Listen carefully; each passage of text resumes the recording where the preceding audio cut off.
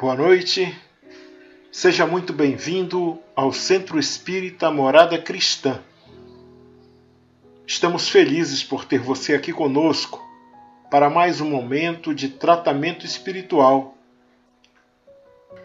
Neste momento, coloque ao seu lado a sua garrafa com água para que ela seja fluidificada e receba os eflúvios sutis para atender às suas necessidades. Hoje vamos iniciar o nosso tratamento com a leitura do capítulo 3 do livro Boa Nova, de Chico Xavier, pelo espírito Humberto de Campos, editora FEB, cujo título é Primeiras Pregações. Nos primeiros dias do ano 30, antes de suas gloriosas manifestações, avistou-se Jesus com João Batista, no deserto triste da Judéia, não muito longe das areias ardentes da Arábia. Ambos estiveram juntos por alguns dias, em plena natureza, no campo ríspido do jejum e da penitência do grande precursor, até que o Mestre Divino, despedindo-se do companheiro, demandou o oásis de Jericó, uma bênção de verdura e águas entre as inclemências da estrada agreste. De Jericó, dirigiu-se então a Jerusalém, onde repousou ao cair da noite. Sentado como um peregrino, nas adjacências do templo, Jesus foi notado por um grupo de sacerdotes e pensadores ociosos, que se sentiram atraídos pelos seus traços de formosa originalidade e pelo seu olhar lúcido e profundo. Alguns deles se afastaram sem maior interesse, mas Anã, que seria mais tarde o juiz inclemente de sua causa, aproximou-se do desconhecido e dirigiu-se-lhe com orgulho. Galileu, que fazes na cidade? Passo por Jerusalém, buscando a fundação do reino de Deus, exclamou Cristo com modesta nobreza. Reino de Deus? Tornou o sacerdote com acentuada ironia. E que pensas tu venha a ser isso? Esse reino é a obra divina no coração dos homens, esclareceu Jesus com grande serenidade. Obra divina em tuas mãos? Revidou Anã, com uma gargalhada de desprezo. E continuando as suas observações irônicas, perguntou: com que contas para levar avante essa difícil empresa? Quais são os teus seguidores e companheiros? Acaso terás conquistado o apoio de algum príncipe desconhecido e ilustre para auxiliar-te na execução de teus planos? Meus companheiros hão de chegar de todos os lugares, respondeu o mestre com humildade. Sim, observou Anã, os ignorantes e os tolos estão em toda parte na terra. Certamente que este representará o material de tua edificação. Entretanto, propões-te realizar uma obra divina e já viste alguma estátua perfeita modelada em fragmentos de lama? Sacerdote, replicou Jesus com energia serena. Nenhum mármore existe mais puro e mais formoso do que o sentimento, e nenhum cinzel é superior ao da boa vontade sincera. Impressionado com a resposta firme e inteligente, o famoso juiz ainda interrogou: conheces Roma ou Atenas? Conheço o amor e a verdade, disse Jesus convictamente. Tens ciência dos códigos da corte provincial e das leis do templo? Inquiriu Anã inquieto. Sei qual é a vontade de meu Pai que está nos céus, respondeu o mestre brandamente. O sacerdote o contemplou irritado e dirigindo-lhe um sorriso de profundo desprezo, demandou a Torre Antônia, em atitude de orgulhosa superioridade. No dia seguinte, pela manhã, o mesmo formoso peregrino ainda foi visto a contemplar as maravilhas do santuário, antes alguns minutos de internar-se pelas estradas banhadas de sol, a caminho de sua Galiléia distante. Daí a algum tempo, depois de haver passado por Nazaré, descansando igualmente em Caná, Jesus se encontrava nas circunvizinhanças da cidadezinha de Cafarnaum, como se procurasse com viva atenção algum amigo que estivesse à sua espera. Em breves instantes, ganhou as margens do Tiberíades e se dirigiu, resolutamente, a um grupo alegre de pescadores, como se de antemão os conhecesse a todos.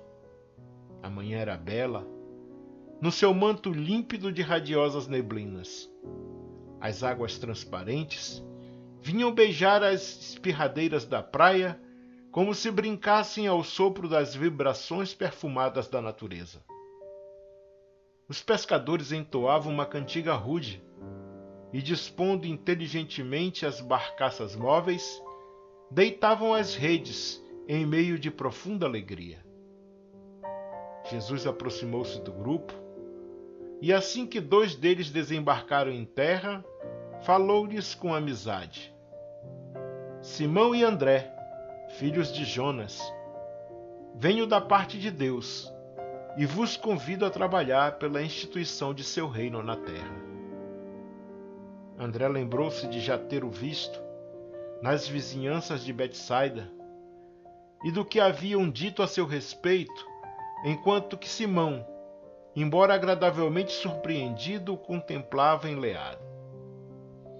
Mas quase a um só tempo, dando expansão aos seus temperamentos acolhedores e sinceros, exclamaram respeitosamente: "Sede bem-vindo."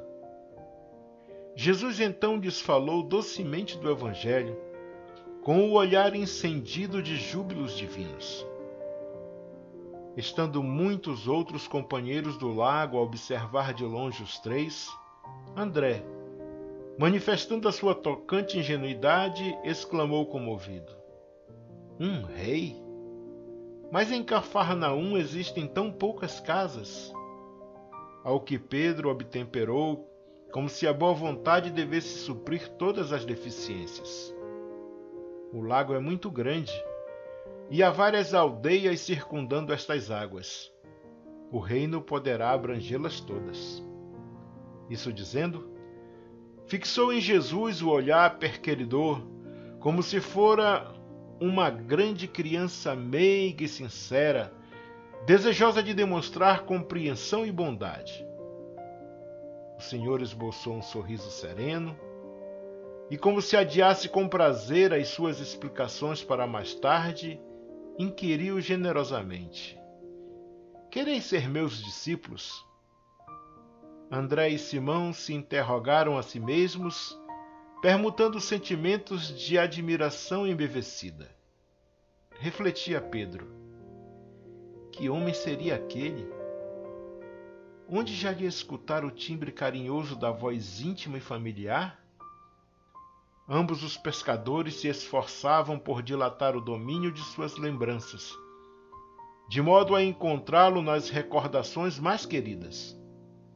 Não sabiam, porém, como explicar aquela fonte de confiança e de amor que lhes brotava no âmago do espírito, e sem hesitarem, sem uma sombra de dúvida, responderam simultaneamente: "Senhor, seguiremos os teus passos."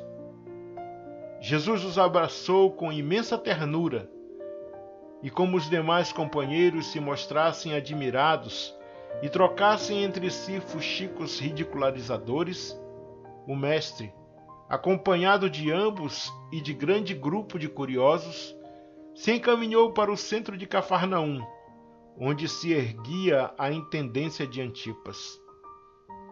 Entrou calmamente na coletoria e, avistando um funcionário culto, conhecido publicano da cidade, perguntou-lhe: Que fazes tu, Levi?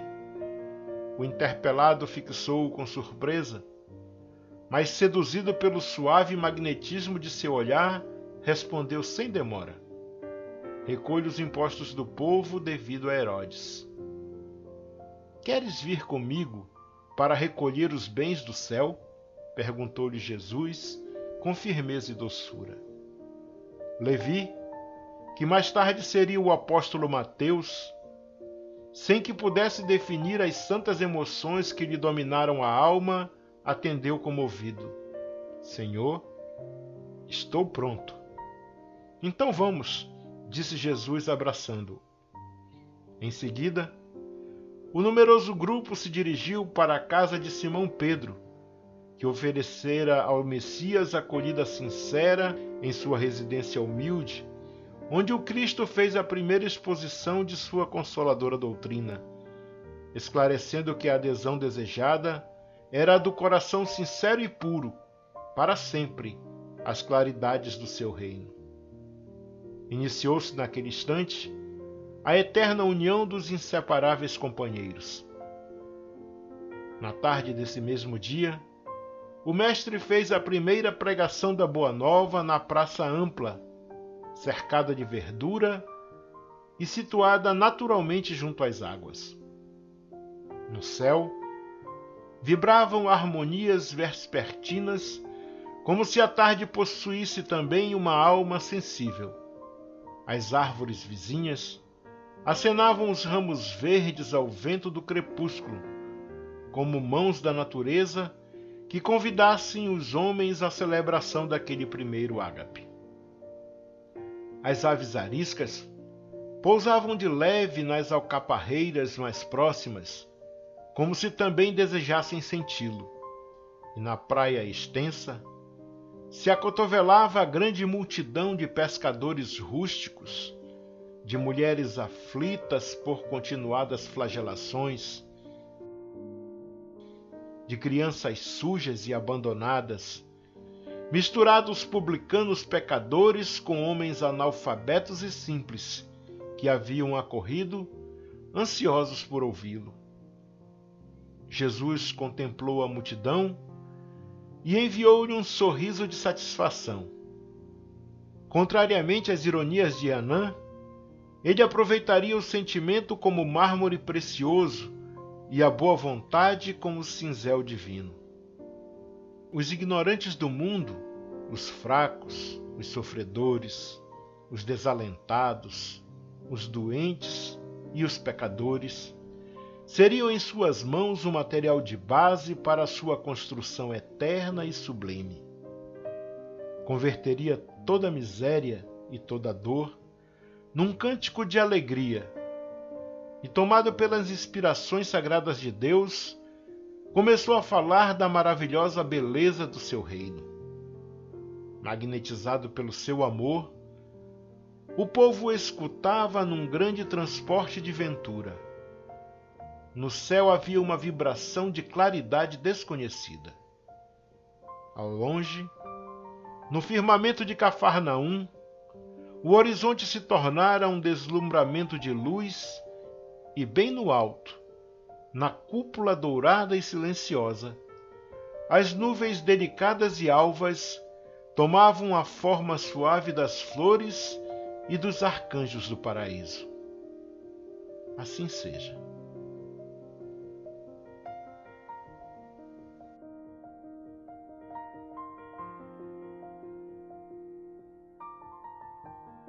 Depois dessa belíssima passagem da vida de Jesus, vamos silenciar as nossas mentes e, com a atenção voltada para nosso Mestre querido, vamos fazer a oração do servo imperfeito, de Albino Teixeira, contida no livro A Luz da Oração de Francisco Cândido Xavier por Espíritos Diversos, editora Clarim, que diz: Senhor, dura é a pedra, entretanto, com a tua sabedoria, temo-la empregado nas obras de segurança. Violento é o fogo, Todavia, sob tua inspiração, foi ele posto em disciplina em auxílio da inteligência. Agressiva é a lâmina. No entanto, no influxo de teu amparo, vemo-la piedosa na caridade da cirurgia. Enfermiço é o pântano.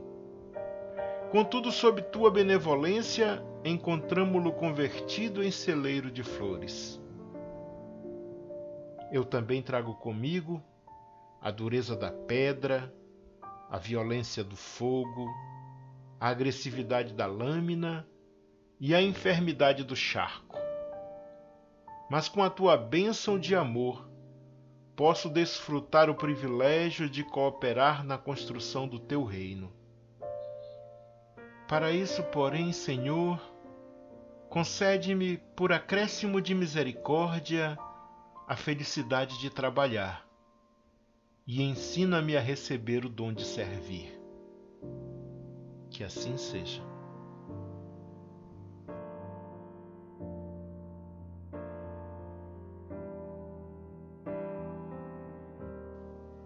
Agora, meus irmãos e irmãs, vamos nos recolher em prece, agradecendo a Deus por nossas vidas e pedindo os recursos necessários para nos tornarmos verdadeiros cristãos.